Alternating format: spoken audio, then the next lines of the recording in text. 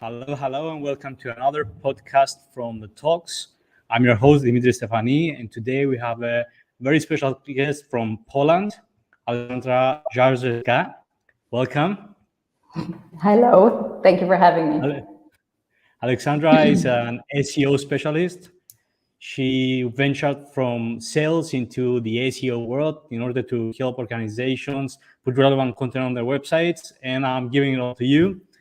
Make an introduction about yourself, your previous background, and what you do now at Onelane.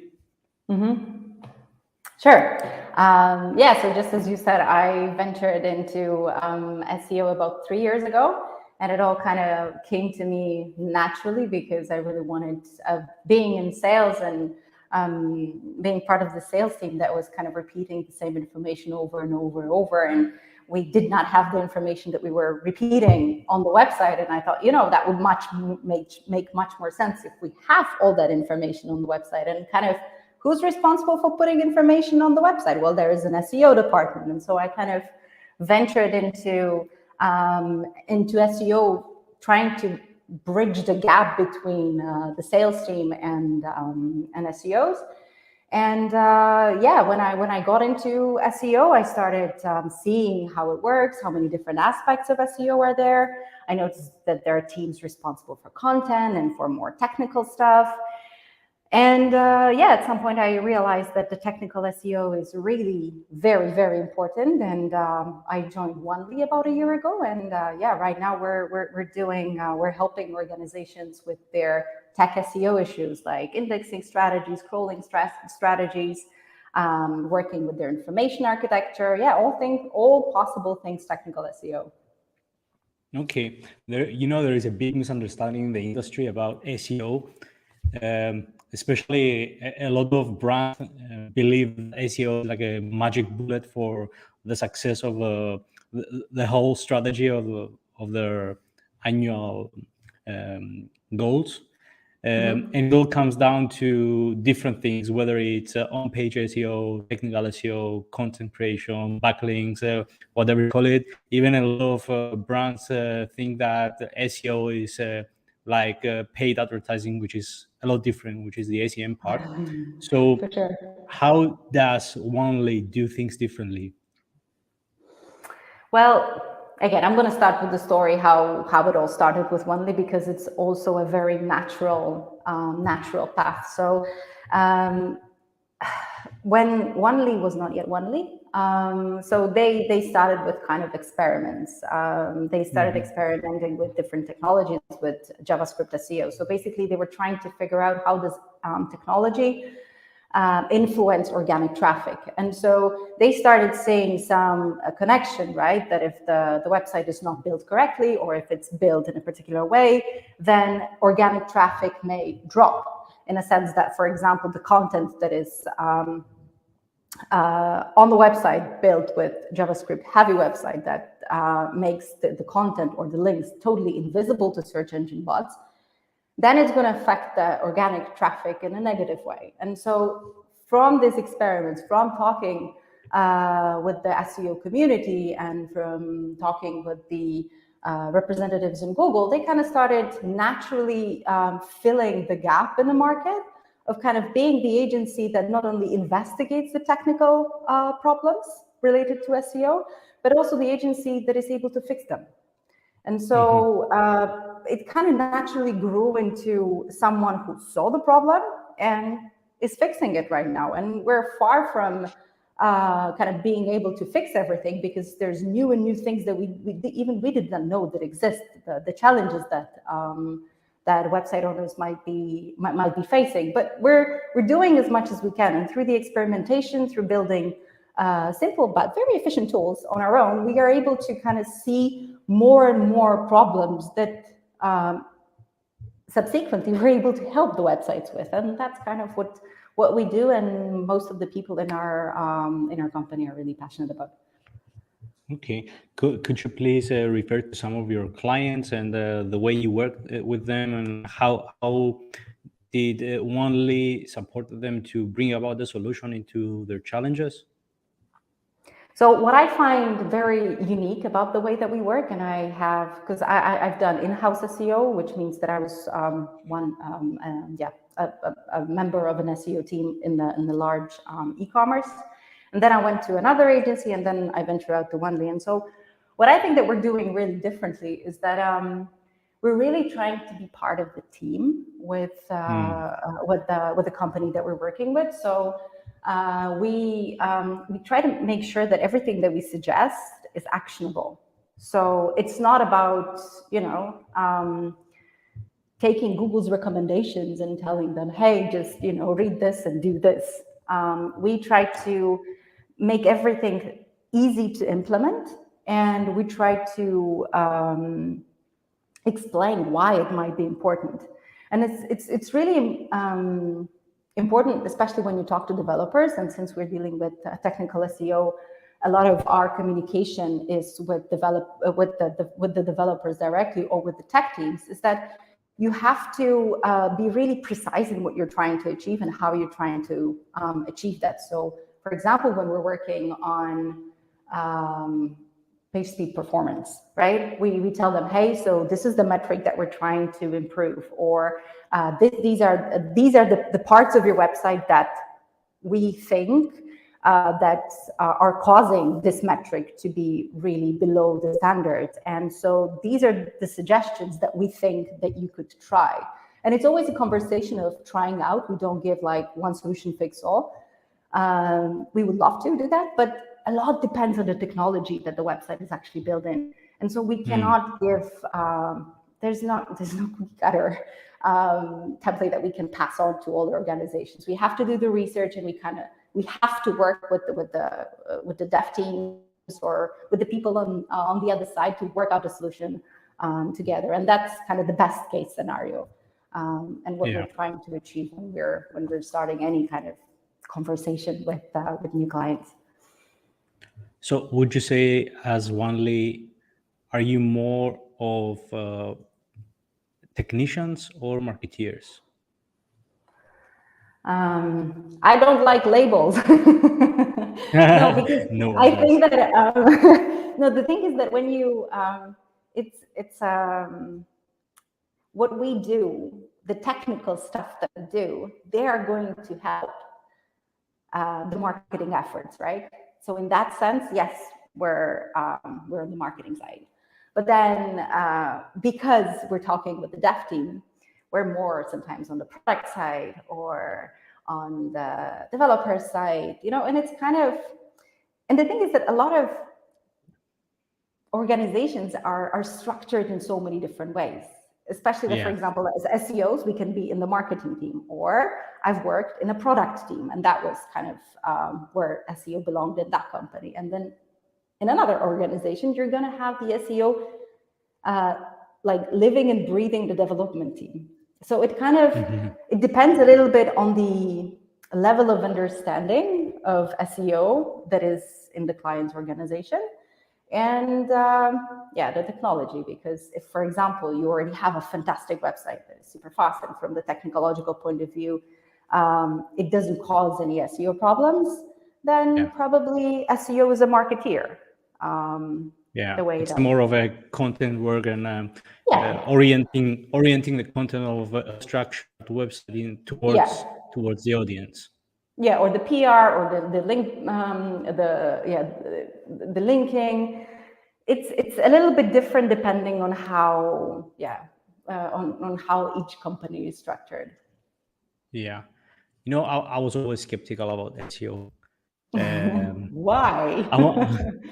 Because I always felt that if you build your website right from the ground up, it's gonna be SEO optimized, and it's gonna be well built to continue on accommodating the right content to work right and be searchable towards the engines and every activity you're doing with your marketing team.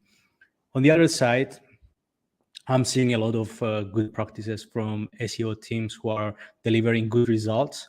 Nevertheless, all of these results are affected by search volumes. So if there is no search volume into specific queries, whatever you may do into your SEO, it will be limited towards the volume of the audience.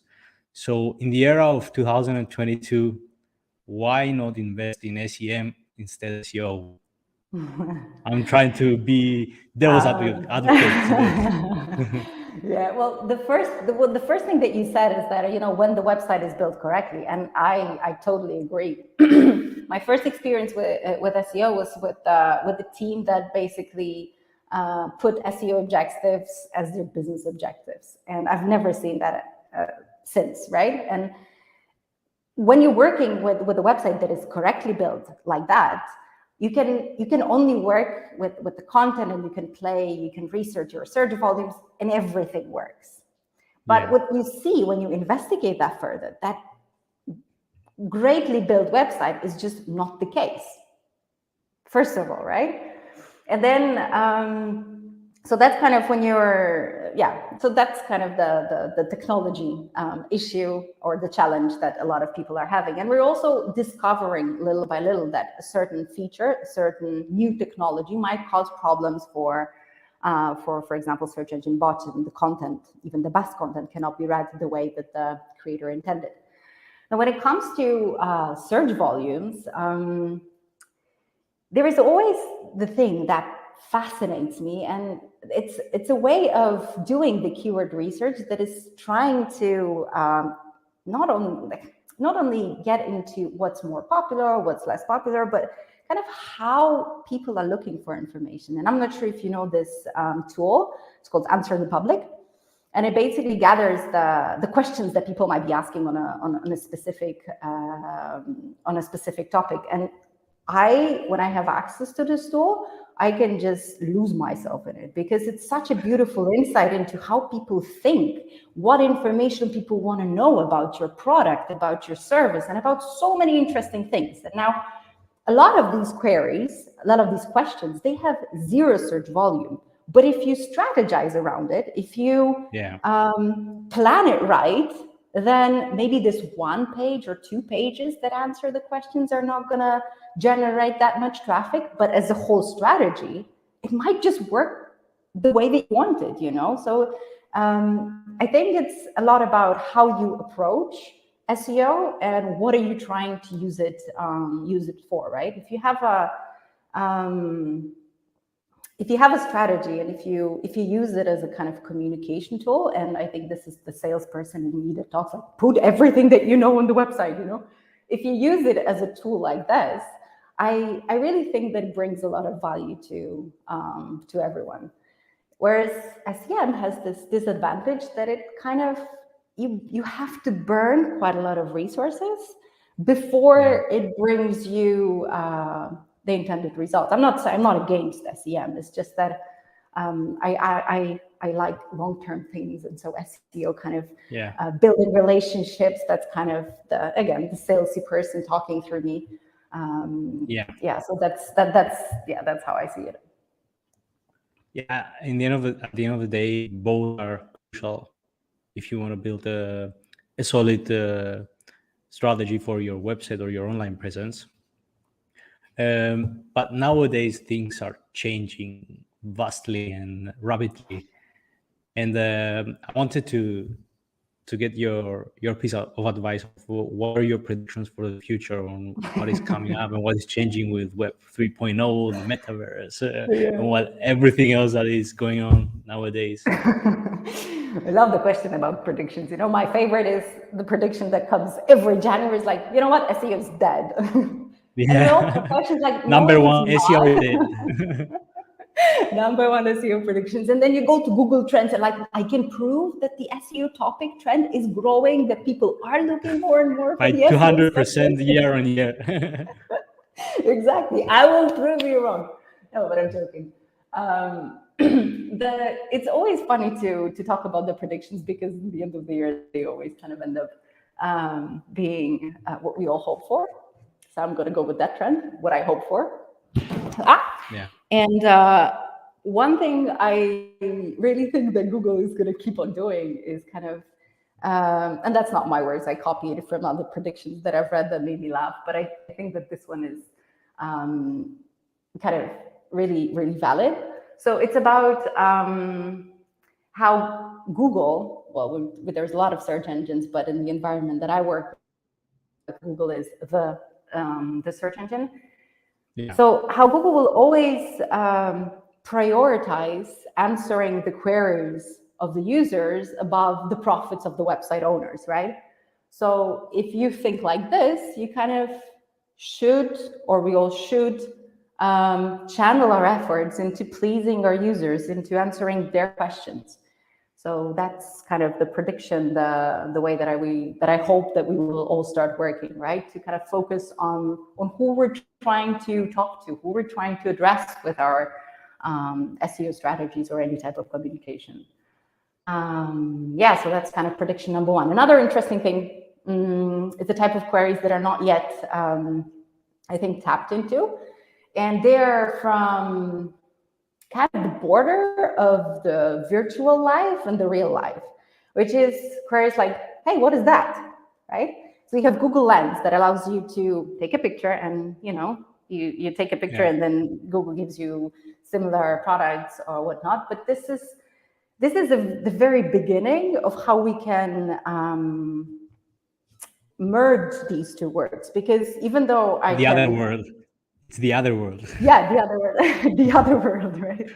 So yeah, there's a lot of potential in this, because I may not know what this is, and Google can tell me, but I can also, I don't know, take a picture of a kitchen appliance and say, Google, how to use this, And that kind of makes my search much easier, because I don't have to tell Google what kind of appliance that is, what kind of model that is, and so on and so forth. So I think that there will be more and more things happening to make that search even easier, even more without words, because that's kind of how our interaction with another human would be, right? And we can see that people are interacting with the technology a little bit more like they would with another human, which is represented in the growth in the voice search. There's about 30% of searches on mobile are done through as voice comments, right? So that kind of speaks that the relationship with the technology is changing, and SEO and search engines, they just have to adjust, Yeah, so that's kind of how I would like to see it. That would make my life easier. My take on what's coming up is that we still live in the age of acceptance, where we want brands to be more humane, more accessible, more direct, and provide us with insightful information and make our lives easier, which I think it's one of the best things in marketing, to be proactive and be able to provide solutions. And I truly believe that SEO is the way to go about it. And having the solution is one thing, but being able to reach people with the solution is another thing. Yeah. And I think the way things are evolving, we will keep on needing SEO, and it won't be dead in 2023. I hope not. So now we began this series of podcasts with Hybrid. We keep on uploading content on different platforms with a centralized landing page into our website. What would be your tip on optimizing audio with SEO?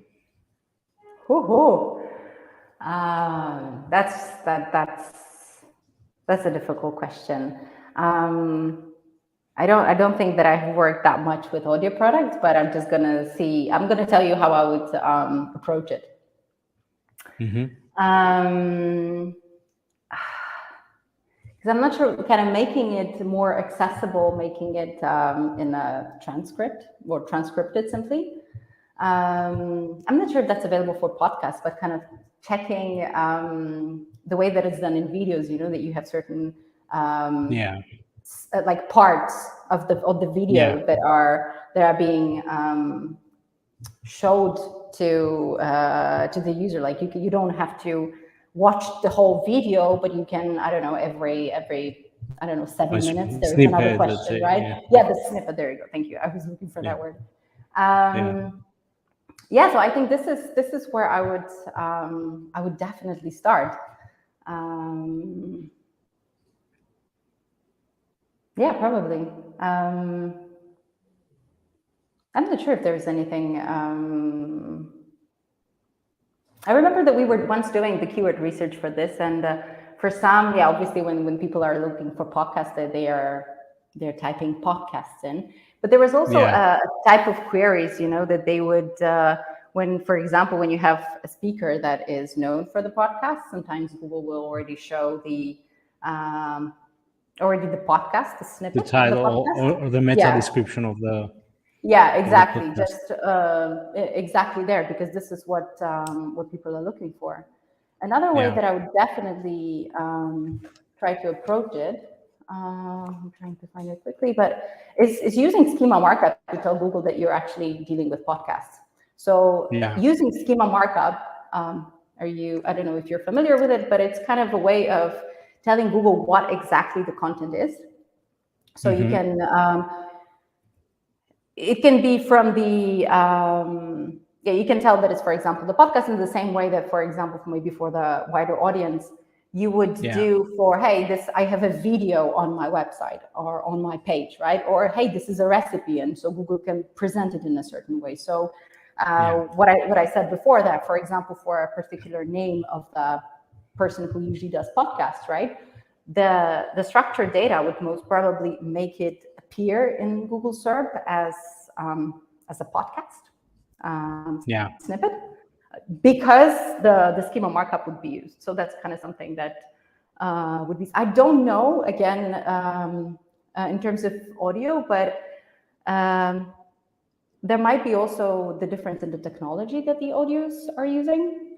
So it has to be probably usually as usual with all the other file sizes like you have for videos or for images. The lighter the file, the better it will be for Google to be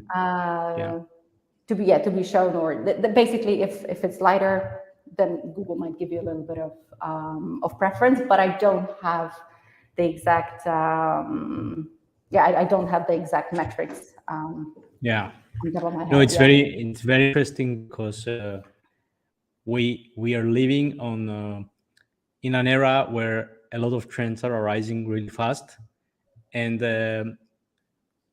our role as marketeers is to respond to those trends, or even create them and have solutions for them.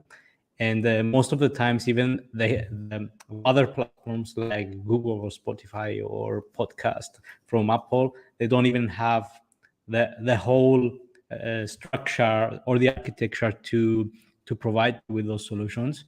Nevertheless, I think that's the beauty of the internet, and because there is a decentralization of the whole ecosystem, and everyone can be a facilitator and participate in the whole process by creating content or creating structures, and this way everything grows more organically, sometimes a bit faster, especially after the pandemic. I mean, you must have seen rapid growth in specific queries, or the way people are using search. But even with the technologies, for example, the schema markup that I've mentioned for audio, there is a specific schema markup for COVID announcements, because you adjust live. Yeah, of course. So to close down into a more specific question, how do you see SEO evolving into the metaverse? I remember you told me that was the most interesting question for you. It was the funniest question, because you have we don't know how the metaverse is going to look like, right? So on one of the podcasts that I've listened to about the metaverse, there was someone said that talking about the metaverse right now is like talking how the internet's going to look like in the 80s. Nobody knew what people are going to make of it, and we still don't know. And so, but I think that in any ecosystem, where there is information, you're going to have to be able to sort that information and sift through the information so that you pull only those parts that are relevant to you. And so when I was looking to the topic of the metaverse, there were a lot of examples from gaming, right? And when I worked on the gaming side, you have to look through the products that a particular game needs, that allow products that you can purchase in a game. So there is always some sort of sorting through information. And when you have a little information, then you can kind of even look through it manually. But at some point, there is just too much. And there is going to be some sort of SEO that will have to be implemented. Now, how it's going to look like, whether that's going to be, a blink in the eye or a thought passed directly into whatever is going to be enabling us the connection with the metaverse, I don't know. But I don't think that it's going to get to a point where it's just going to,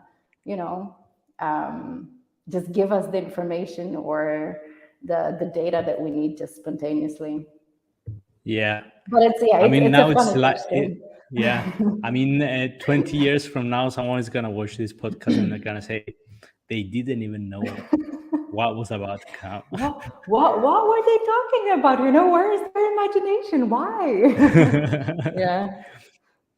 I was recently watching a podcast, or this was not a podcast. It was a conversation. It was an interview with Bill Gates, who was trying to tell people, so what's internet? So when he's explaining, like, hey, when you can find someone's phone number, does a phone book ring a bell? And there were just a lot of laughter. But you're right. People watching this podcast in the next 20, 30 years, they're going to say, like, come on, how did you get that? That's just so natural. Like, all right. Yeah. So, Aleksandra, we have 3 minutes to wrap it up and keep our promise to our listeners into 30 podcasts. And I want you to tell me what will be the top tips you will give to a marketeer for optimizing SEO in 2022. All right. The first one is please focus on quality.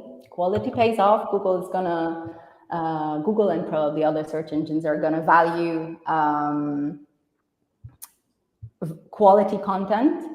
And if it's not going to pay off immediately, it's going to pay off at some point. So you can review the quality rater guidelines to check what Google values and just follow through with them, and make your content authentic and invest in that. That would be definitely one tip. Another one, just because I see it a lot, try to look for the tools that will tell you how good your website is from the technical standpoint. Starting to monitor it is the first step to improving it. So even though you think that it's all great, it might not be that great from your from the user point of view. And since there's a lot of hype about website speed, I think that the free tool that is available is the Croods dashboard that you can absolutely set up and monitor.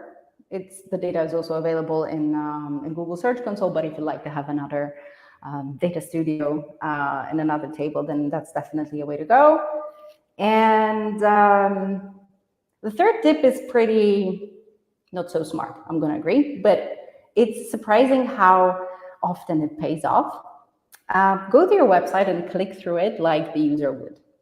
So see if there's any pop-ups that piss you off, or see if there is any information that might be difficult to access. Just try to, maybe if you're in an e-commerce site, try to purchase, but actually follow through from the moment that you enter the website to the moment that you purchase, and note down all the things that, if it wasn't your job, would kind of give you a twitch here and there. So yeah, these three things would be something that I would recommend to do.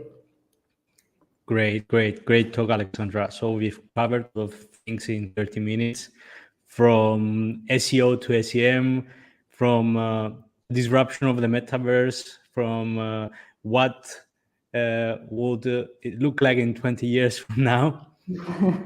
I would Let's like hope to we're really, right. I would like to really thank you about your time and your insightful tips, and wish you all the best for the rest of 2022 for you Thank and you very much. Only. I wish you all the best, and I hope that people in 20 years are gonna still kind of watch your podcasts and kind of refer to and mention the things that you're interviewing people about. Great, great. Thank you very much. Thank you.